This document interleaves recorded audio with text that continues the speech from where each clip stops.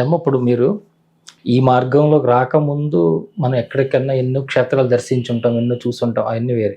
కానీ ఎప్పుడైతే ఈ సాధనా మార్గం ప్రవేశించిన తర్వాత ఏదైనా క్షేత్రానికి వెళ్ళినా, లేదంటే ఏదో ఒక ప్రదేశానికి వెళ్ళినా అవి ఎప్పుడో మనం చూసినట్టో, లేదా మనం వెళ్ళినట్టో, లేదంటే అవేవో మనకు చెప్పాలన్నట్టు ఇట్లాంటి భావనలు ఉంటాయి కదా.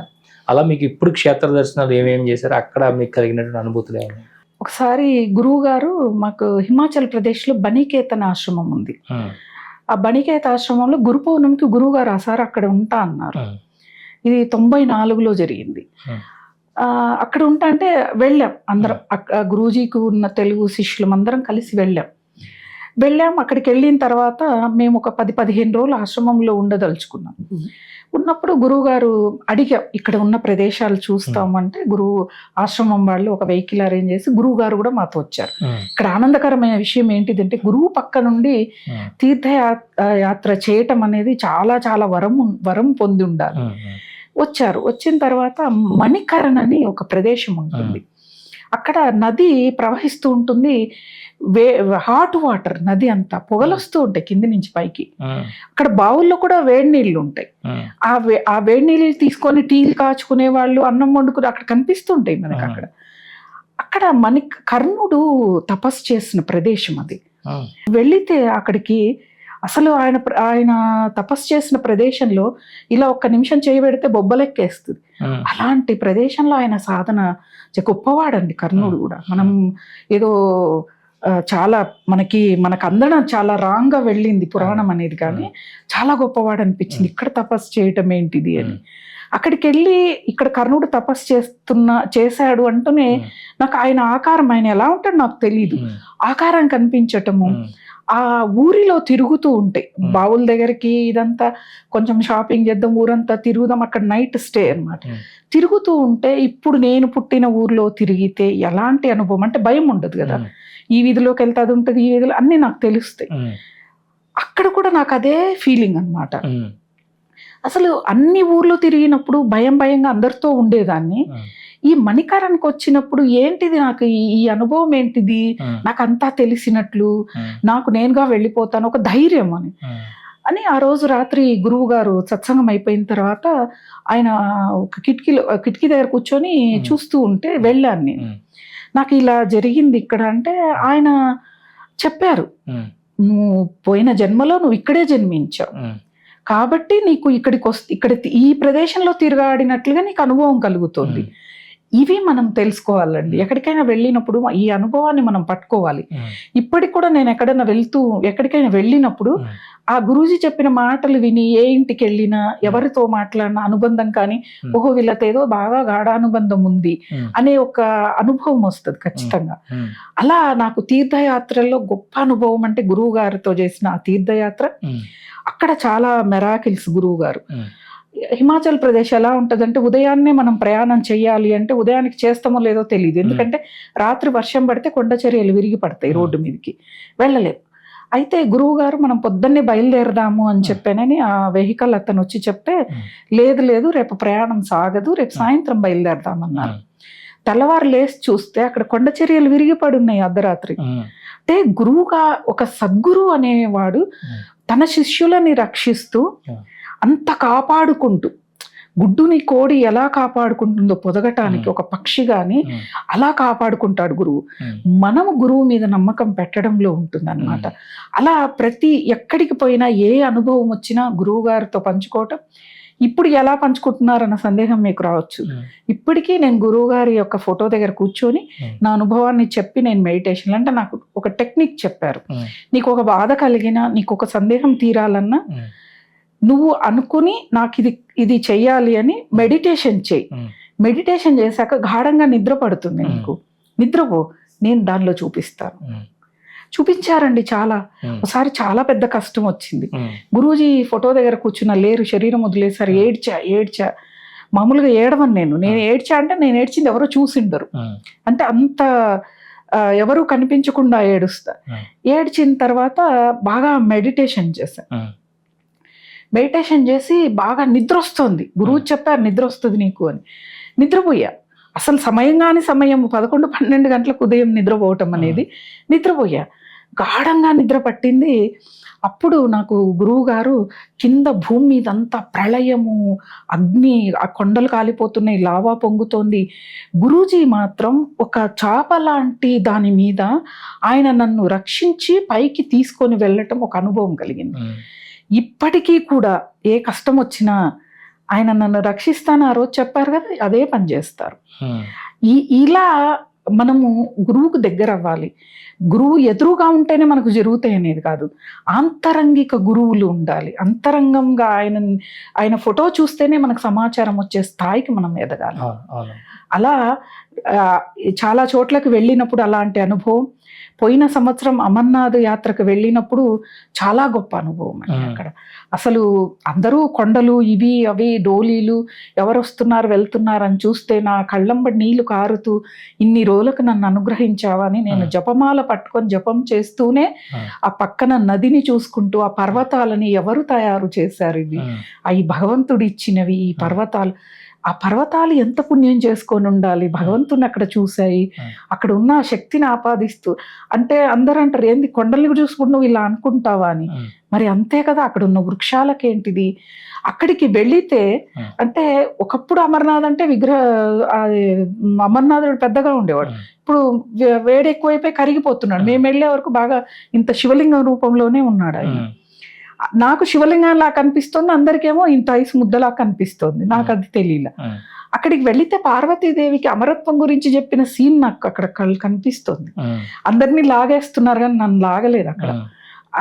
ఆ సీన్ కనిపిస్తోంది. అక్కడ ఉన్న పూజారి పక్షుల్ని చూపించాడు, పావురాల్ని. ఆ 2 పావురాలే ఇక్కడ అమరత్వం గురించి విన్నవి అని చెప్పి కబూతర్ చూడు చూడు అని చెప్పి చూపించి, ఆ పూజారి లాస్ట్ లో ప్రసాదం ఆ విభూది అది ఇచ్చేటప్పుడు లాగి విభూదిని కోపంగా చేతిలో పెట్టాడు. ఎందుకు ఈయన కోపంగా చేతిలో పెట్టాడు, ఏం చేశాను, ఎక్కడో లోపం జరుగుతోంది సాధనలో అనుకొని అప్పటి నుంచి కొంచెం అంటే కోపాన్ని తగ్గించుకోవటం, ఆవేశాన్ని, అంటే అనారోగ్య పరిస్థితుల వల్ల కూడా మనకి కోపం అవన్నీ కూడా రావచ్చు. అంటే కొన్ని కథనాల ప్రకారం పూర్వజన్మ కర్మ వల్ల కూడా కోపం మన గురు చరిత్రలో స్పష్టంగా ఉంటుంది, అలా కూడా జరిగి ఉండొచ్చు కదా అని చెప్పాను. కానీ కొన్ని క్షేత్రాలకి దగ్గర ఉన్న వాటికి కూడా వెళ్ళలేను నేను. ఇప్పుడు కురువపురం దత్తక్షేత్రాలకి నేను వెళ్ళాలంటే పిఠాపురం ఒకటే బలవంతంగా నేను వెళ్ళాను. వెళ్ళే వరకు అభిషేకం టైం, ఆయన కూర్చొని దర్శనం చేసుకోవటానికి లేదు. ఇప్పటికీ దత్తక్షేత్రాలకి వెళ్ళలేదు. ఎందుకు అని నేను మొన్న గురుచరిత్ర పారాయణం చేస్తూ ఉంటే నాకు అనిపించింది, 108 సార్లు గురుచరిత్ర పారాయణం చేస్తాను అనుకున్నాను కదా, అందుకని అవి పూర్తయ్యే వరకు ఆయన రానివ్వడు అనేది ఒకటి నాకు ఆలోచన వచ్చి, ఓ ఎందుకా స్వామి, సరే నా ఇంట్లోనే ఉన్నావు, గురుచరిత్ర రూపంలో ఉన్నావు, నాలో ఉన్నావు, ఇంతకంటే గొప్ప క్షేత్రం, శరీరం కంటే గొప్ప క్షేత్రం ఇంకోటి లేదండి. మనము అనుభవంలోకి తెచ్చుకోవాలి. కానీ చాలా వరకు అందరూ కూడా అంతర్గతంగా చూసి మీరు సాధన చేయమన్నప్పుడు అంతర్గతంగా చూసినప్పుడు ఖాళీగా కనిపిస్తుంది నాకు. అందరు ఆశ్చర్యపోతారు, అలా కనిపించకూడదే, అలా ఎలా కనిపిస్తుంది అని. ఏమో నాకు ఏమీ కనిపించదు, అంతర్గతంగా ఖాళీ శరీర భాగం కనిపిస్తూ ఉంటుంది. అది గొప్ప చాలా చాలా అనుభవాలు మనకి గురు చరిత్ర చదువుతూ ఉంటే కూడా, శ్రీపాద శ్రీవల్లభ చరిత్ర అనివ్వండి, గురు చరిత్ర అనివ్వండి, ఇంకా ఏ గ్రంథం తీసుకున్నా కూడా చదువుతూ ఉంటే ఇవన్నీ ఎప్పుడో నాకు జరిగినవే దీనిలో కనిపిస్తూ ఉన్నాయి అనిపిస్తుంది అన్నమాట.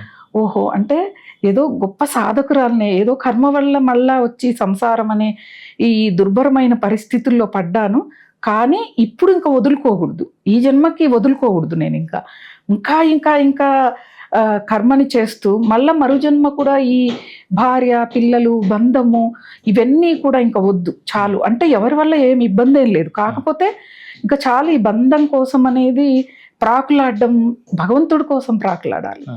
తప్పు చేస్తున్నానేమో, ఇంకా ఈ సాధనలోకి రావాలని కంప్లీట్గా సాధనలోకి రావడం జరిగింది. అంటే ఒక విషయం, అసలు ఈ సాధన మార్గంలోకి వెళితే, ఈ భగవత్ మార్గంలోకి వెళితే భౌతికంగాను లౌకికంగా ఉన్నటువంటి సంసారంలో సమస్యలను ఎదుర్కోవాల్సి వస్తుంది, సంసారానికి దూరంగా వెళ్ళిపోవాల్సి వస్తుంది, కుటుంబ సభ్యులతోనే సమస్యలు వస్తుంటాయి. ఇలాంటి విషయాలు మీకు ఎవరో చెప్పలేదా, లేదా మీకేమీ రాలేదా?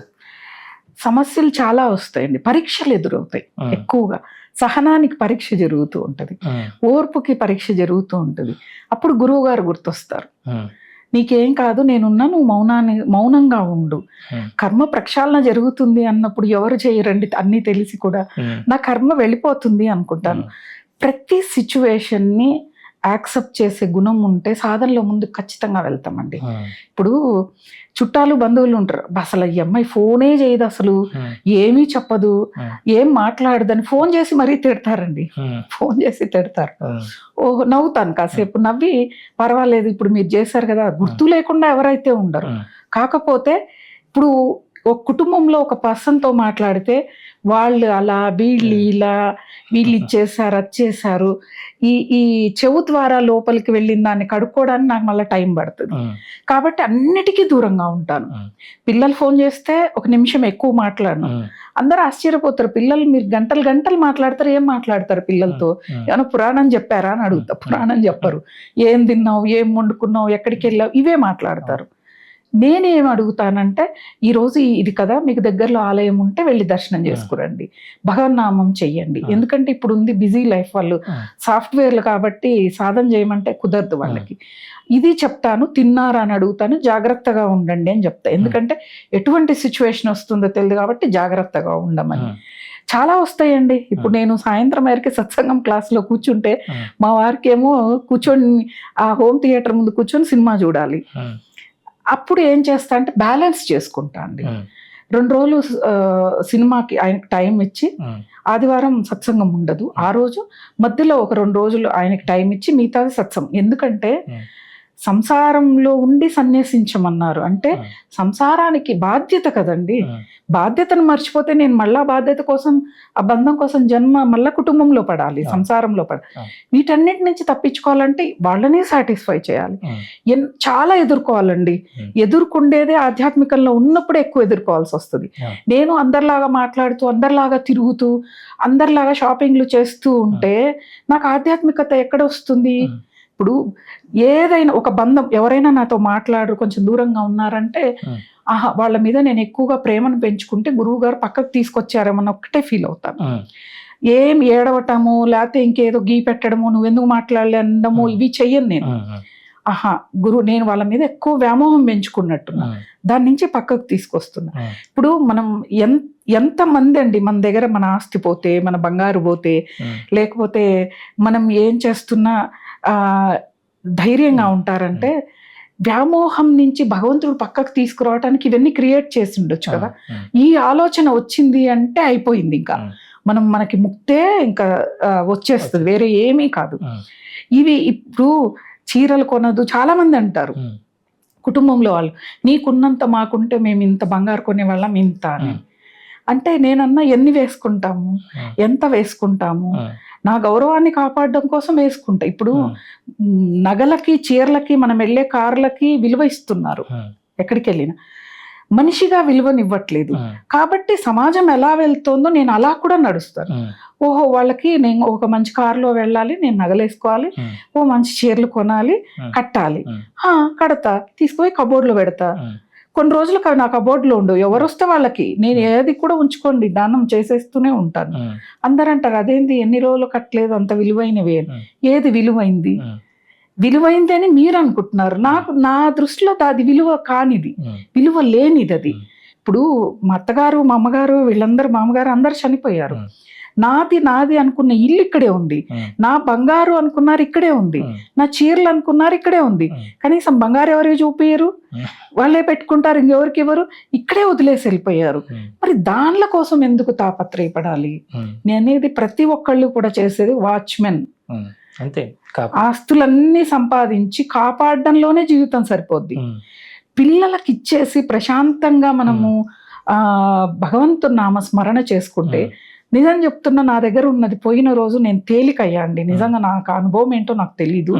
ఎంత తేలికయ్యా అంటే, అబ్బా ఇంత ఆనందం ఉందా ఇందులో. అంటే ఈ ఆస్తులు ఇవన్నీ బంధాలు కదా. ఒకానొక టైంలో నేను ఒక ట్రస్ట్ను పెట్టి కొంతమంది మహిళలకి జీవనోపాధి కల్పించాలి, కొంత ధనాన్ని డిపాజిట్ చేసి అనుకున్న రోజు అని బాగా బలంగా ఉండింది. ఒకరోజు ధ్యానం చేస్తూ ఉంటే నాకు ఒక సందేశం ఏంటిది అంటే, కొత్తగా బంధాన్ని ఏర్పరచుకోకు. నేను అది పెట్టా అనుకోండి, నాకు దాని మీదే ఉంటుంది. వాళ్ళకి ఏమైందో, వాళ్ళు ఏం చేస్తున్నారో, దాని మీద ఏం కామెంట్స్ వస్తున్నాయో అని ఒక బంధం ఏర్పడుతుంది. ఈ బంధాన్ని నేను ఏర్పరచుకోకూడదు. అవి చేయటానికి ప్రభుత్వాలు ఉన్నాయి, సమాజం ఉంది, వాళ్ళు చూసుకుంటారు. ఇది నా పని కాదు. నా పని నా గురువు నాకు అప్పగించింది ఏంటిది, సాధన చేయమని చెప్పి, అది ఒక్కటే నేను చెయ్యాలి అని చెప్పానని నేను పక్కకు రావడం జరిగింది. ఎవరు మాట్లాడినా స్పిరిచువల్ గురించి మాట్లాడితే కాసేపు మాట్లాడతాను, వేరే మాట్లాడితే మాత్రం నేను మాట్లాడలేను. కుటుంబంలో ఇప్పుడు మా అమ్మ అక్క వాళ్ళు కూడా ఎవరి గురించి అయినా మాట్లాడితే వాళ్ళు సైగ చేస్తూ ఉంటారు, రమ ఉంది మాట్లాడకండి, అమ్మాయికి ఇవి నచ్చవు అనేది అంటారు. వాళ్ళు అనేస్తారు. ఎందుకు అవసరం? అవతలి వాళ్ళ కష్టాన్ని పాపాన్ని అనుకొని మన ఇంట్లో కూర్చోబెట్టుకుంటున్నాం వచ్చి. ఇప్పుడు ఒక కుటుంబంలో ఒక సమస్య ఉందనుకోండి, చాలా ఉన్నాయండి సూక్ష్మాలు, తెలియకనే మనం ఈ రోజున ప్రతి ఒక్కరిని కామెంట్ చేస్తూ ఉన్నాం. ఇప్పుడు ఒక ఇంట్లో ఒక కష్టం వచ్చింది, వచ్చింది నీ ఇంట్లోకి, వాళ్ళ ఇంట్లోంచి వచ్చి నీ ఇంట్లో కూర్చుంటుంది. ఆ విషయం తెలుసుకోవాలి అందరూ కూడా. ఇప్పుడు మాస్టర్ సివివి గారు అని ఉండేవాళ్ళు, ఆయన పుస్తకంలో ఒకటి రాస్తున్నాడు ఒకప్పుడు, దయ్యాలు ఇప్పుడు మన ఇంట్లో ఎవరైనా మరణించారు, వాళ్ళు కనిపిస్తారని కొన్నిసార్లు, ఎక్కువ సార్లు అనుకోండి కనిపిస్తారు అని. అంటే ఆ శక్తి ఉన్నట్టే కదండి మనకి. మనలో మన భావనకి చాలా శక్తి ఉంది. మనం ఏమనుకుంటామో, మరి భగవంతుడిని అనుకుంటే కనిపిస్తాడంటే ఆయన్ని పట్టుకోవడం చాలా కష్టం. ఆయనను పట్టుకోవడం కష్టం. మనం చాలా నియమాలు, కొన్ని జన్మలు ఎత్తాలి, ఇవన్నీ చేస్తేనే ఆయన్ను పట్టుకోగలం. మరి ఇది చెప్పారంటే ఇది వేరు, అది వేరు. ఆధ్యాత్మికం వేరు, సమాజం వేరు, నెగిటివిటీ. ఇప్పుడు దయ్యము భూతం ఇదంతా నెగిటివిటీకి సంబంధించి, అది వేరు. ఇప్పుడు మనకి ప్రధానంగా జరిగేది ఏంటిదంటే, సమాజము మనకి ఇదంతా కూడా నెగిటివిటీ స్ప్రెడ్ అయింది. మనుషుల లోపల నెగిటివిటీ పెరిగిపోయింది. ఓర్పు లేదు, ఒకరిని చూస్తే ఓర్చుకోలేము, ఒకరు బాగుపడితే ఓర్చుకోలేము. నేను ఈ స్పిరిచువల్ ఛానల్లోకి వచ్చి చెబితే నేను ఎన్ని కామెంట్స్ని ఎదుర్కొన్నానో చెప్తూ ఉంటే, ఓ సరే భగవదర్పితం అంతే, శ్రీకృష్ణార్పణం అనుకోవటం, ఏది చేసినా ఏది వచ్చినా ఆయనకు అర్పించేసి నా పని నేను చేసుకుంటూ వెళ్ళటం. కర్మ అనుభవించరా, నేను అనుభవిస్తానా అనేది తర్వాత సంగతి. మనం సాధనలో ఉన్నప్పుడు మాత్రం నియమాలు తప్పనిసరి, నియమాల్ని పాటించాలి, కొన్ని అలవాట్లను మార్చుకోవాలి. ఒంటరిగా ఉండటం అంటే సంగమం, అంటే 10 మందిలోకి కలవడం తగ్గించాలండి. గురువు గారు ఒకటే చెప్పేవాళ్ళు, మీరు సాధన చేస్తున్నప్పుడు బయట తిరగడం మానేయండి. మానేస్తే మీ సాధనకి శక్తి ఎక్కువ వస్తుంది. ఎందుకు అలా అని చెప్పి నేను ఒకసారి ఆలోచిస్తే, ఇప్పుడు సమాజంలో ఎక్కువగా క్రైమ్ చేసే వాళ్ళే మన మధ్యలో తిరుగుతారు. మనం వాళ్ళ వెంబడి ట్రావెల్, బస్సు ఎక్కొచ్చు, ఆటో ఎక్కొచ్చు, ఇంకేదైనా ఎక్కొచ్చు. ఓ మీటింగ్ లేకపోతే ఇంకో చోటికి వెళ్ళామనుకోండి, వాడి పాపం ట్రాన్స్ఫర్ అయ్యి మన పుణ్యం వాడికి ట్రాన్స్ఫర్ అవుతుంది. అది కూడా నేను గమనించా. హీనతని పొందాను నేను. అమ్మో ఏంది నేను ఇంత శక్తిహీనరాలైపోయాను, వెళ్ళిపోయింది అని ఆ ఆర్గనైజేషన్స్లో వర్క్ చేసి అవన్నీ కూడా వెనక్కి రావడానికి కారణం ఏంటిది అంటే, ఈ సాధనలోకి వచ్చినప్పుడు ఇవన్నీ కూడా నచ్చవు. అలా ఈ సమాజంలో కానీ అన్ని ఎదుర్కోవాలండి. ఆధ్యాత్మికంలో ఉన్నప్పుడే ఎదుర్కోవాలి. మనకి ఎన్ని పురాణ గాథలు లేవు, ఉన్నాయి కదా. అంటే వచ్చాక బాగా అనుభవం అయింది మీకు. రాకముందు అయితే దీంట్లోకి వెళ్తే ఇన్ని బాధలు ఉంటాయని ఎవరు చెప్పలేదు. అంటే నేను బాధ అనుకోలేదు. అంటే ఏ ఫీల్డ్లోకి వెళ్ళినా కూడా మనము వాటిని ఇవి సఫర్ అవుతూనే ఉంటారు. ఇప్పుడు ఒక దేవస్థానం యొక్క న్యాయకర్తగా గానో ధర్మకర్తగా ఉన్నా ఫేస్ చేయాల్సిందే. అర్చన చేసే పూజారి ఫేస్ చేస్తున్నాడు, పొలిటీషియన్స్ ఫేస్ చేస్తున్నారు, ఛానల్స్ రన్ చేసి మీరు ఫేస్ చేస్తున్నారు. మాకెందుకుండవు? ఎక్కువ పరీక్షలు ఎదురయ్యేది మాకే. మరి భగవంతుడు అందరి ద్వారా పరీక్షల్ని పెడుతూ ఉంటాడు. వీటిని ఎప్పుడైతే దాటగలుగుతామో, ఎప్పుడైతే ఇవి నథింగ్, ఇది కాదు అనుకున్నారులే, ఈ రోజు ఉన్న శరీరం రేపు ఉండదు. ఇప్పుడు ఈ రోజు రాత్రిని చూస్తాము, ఒక మనిషిని పొద్దునకి చనిపోయి ఉంటాడు, ఆ మనిషి అన్న మాటల్ని నేను ఎందుకు పట్టుకోవాలి అని అనుకుంటే చాలా మంచిదండి. ఎప్పుడూ కూడా ఎవరైనా, పురుషుడైనా స్త్రీ అయినా ఎవరైనా కూడా ముఖం మీద చిరునవ్వు అనేది లక్ష్మీకరం అండి. మనం అందరము లక్ష్మి అంటే ధనధాన్యాలు వీటి మీద ఫోకస్ చేస్తాం. లక్ష్మి అనేది చాలా విషయాలు ఉన్నాయండి. అంటే ఇవన్నీ కూడా పురాణాల్లో కాదు, నా అనుభవపూర్వకంగా. ఒక అందమైన పూజా మందిరం ఉంది, అక్కడ లక్ష్మి ఉంది, అలక్ష్మి లేదు. ఇంట్లో కుటుంబం సఖ్యతతో ఉంది, అక్కడ అలక్ష్మి లేదు, లక్ష్మి ఉంది. అంటే ఇన్ని స్థానాల్లో లక్ష్మి ఉంటుంది. మనకి మహాభారతంలో చెప్పారు 96 స్థానాల్లో లక్ష్మి ఉంటుంది అని. అలా ప్రతి ఒక్కళ్ళు లక్ష్మి, మా ఇంట్లో స్థిరంగా డబ్బులు ఉండాలి, ఒక 5 లక్షల డబ్బులు ఒక కేజీ బంగారు ఇంట్లో పెట్టుకొని నిద్రపోగలుగుతామా అండి? దానికోసం ఇంత తాపత్రయపడతాం. అన్ని లాకర్లలో బ్యాంక్ డిపాజిట్లలోనే పెట్టుకొని బతుకుతూ, దీనికోసం ఎందుకు? బతకడానికి కావాలి, కాకూడదు ఉండకూడదు అనేది కాదు. మనం పిల్లల్ని చదివించుకోవాలి, ఒక మంచి ఒకరిని చేయి చాచి అడగకుండా డబ్బులు అనేది ఉండాలి. అదే చెప్తున్నాం కదా, ఔషధం ఎంత కావాలో అంతే తీసుకోవాలి, ఎక్కువ తీసుకుంటే అనారోగ్యం అవుతుంది. అలా మనం అన్నిటిని ఎదుర్కొంటేనే రాయి అవుతుంది. ఒక రాయి శిల్పింగ్ అందరూ చెప్పేదే, చెక్కినప్పుడు బాధలు కోర్చుకుందేమో పూజలు అందుకుంటుంది, బాధలు కోర్చుకుందేమో బయట ఫ్లోరింగ్ లాగా ఉండి అందరూ తొక్కుతూ ఉంటారని. ఓర్చుకుంటేనే భగవంతుణ్ణి పట్టుకోగలం.